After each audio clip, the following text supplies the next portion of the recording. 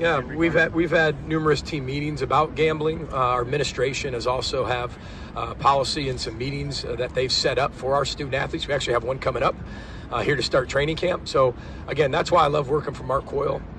We have policies in place and meetings for things like this that we were going to educate. It's a very proactive program, period. Whether it's administration, whether it's our football program, we're going to proactively educate our student athletes because it's about the choices they make. Choices have consequences, and I think that everybody wants to have the choice of the decision and the choice of the consequence. That's not how life works.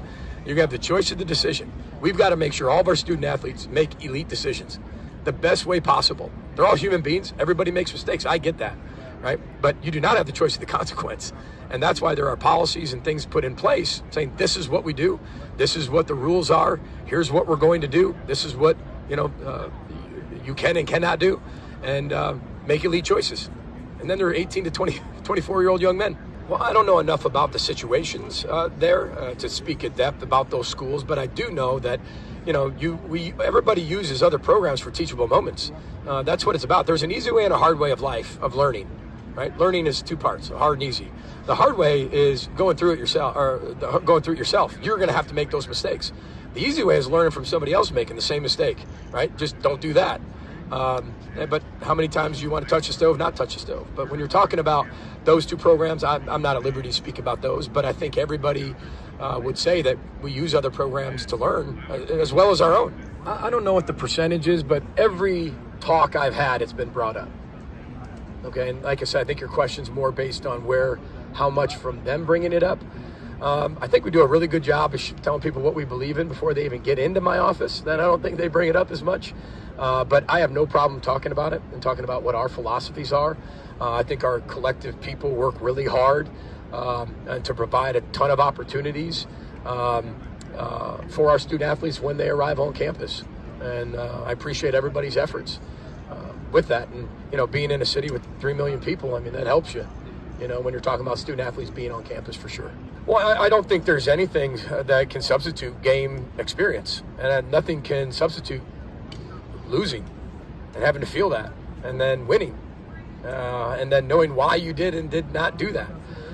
It's just live experience, live reps, but you have a whole off season too of making it your team, right? And learning from your past mistakes to create your future. That's all we can do as human beings, right? That's all he can do as a quarterback.